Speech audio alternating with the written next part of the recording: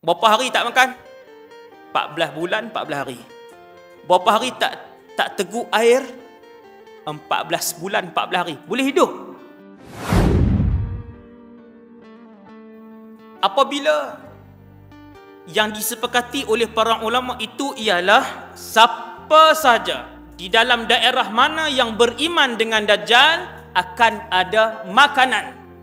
Makanan tu makanan lah. Memang makanan yang mengenyangkan. Itu tidak khilaf di kalangan ulama. Cara makanan tu nak mai, ulama khilaf. Adakah dia tumbuh? Itu secara zahir hadis. Ataupun tak, Dajjal dia buat mai hak makanan dia hak siap ni, bukan tumbuh daripada ni. Itu takwil. Cumanya yang sangat disepakati oleh para ulama ialah kalau beriman ada makanan dengan Dajjal, beriman dengan Dajjal.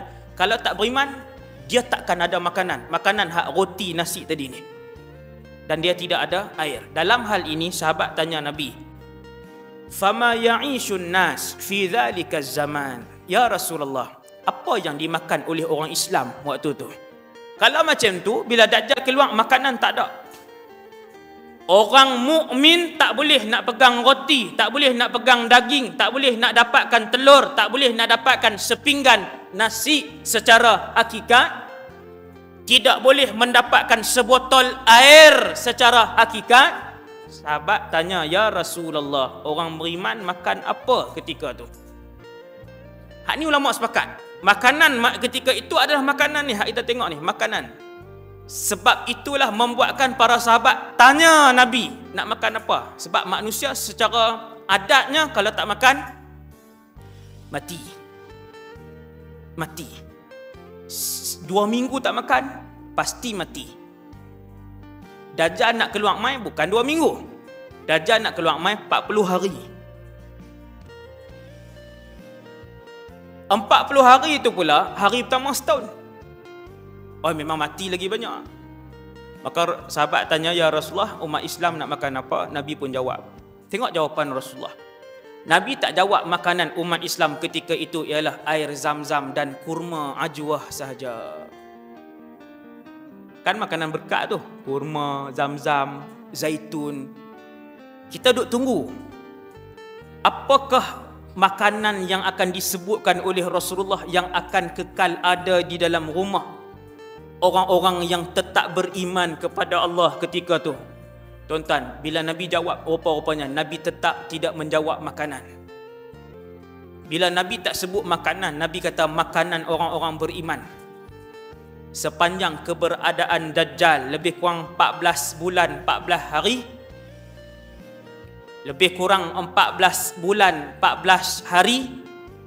Bila Nabi sebut hari pertama seperti setahun, hari kedua seperti sebulan, hari ketiga seperti seminggu, hari keempat barulah seperti hari-hari biasa, 37 hari itu.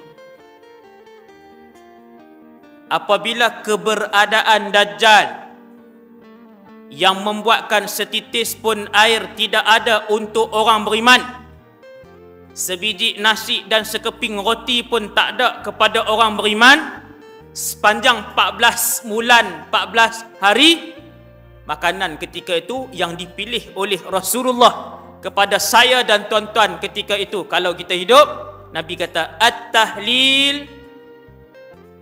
Mereka akan menyebutkan la ilaha illallah, Allahu akbar, subhanallah, alhamdulillah.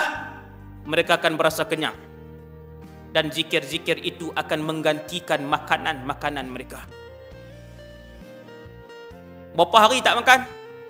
14 bulan, 14 hari. Berapa hari tak teguk air? 14 bulan, 14 hari. Boleh hidup. Kembali kepada kaedah awal yang saya abang tadi, iaitu orang beriman, apa saja ujian, dia boleh hidup. Orang beriman, apa saja ujian yang Allah buat turun, dia akan tetap mempertahankan iman dan akidah mereka. Allahu Akbar. Orang beriman. Hak ni satu keajaiban yang waktu tu kalau kita selamat, kita sendiri pun duk kelip-kelip mata kita, macam mana boleh tahan? Bila mai tengah hari kita sebut la ilaha illallah, basah, kenyang. Bila malam kita sebut Allahu Akbar, kita ajak anak-anak ni, ada di rumah kita, tuan-tuan jangan lupa, tuan-tuan jangan duk ingat bila Dajjal keluar semua pakat duduk rumah sendiri.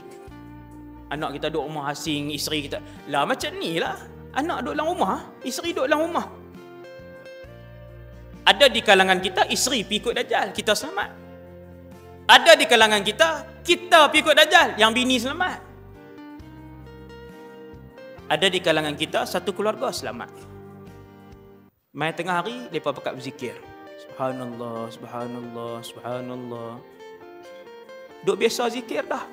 Subhanallah, subhanallah, rasa kenyang. Kenyang itu disebutkan oleh Rasulullah seperti mana kenyang makan. Macam tuan-tuan kena nasi sepinggan, kenyang. Macam tu. Ketika Dajjal keluar, tuan-tuan sebut subhanallah seperti makan nasi sepinggan. Rasa kenyang. Kemudian riwayat Abu Daud dan Ibnu Majah hadis tadi.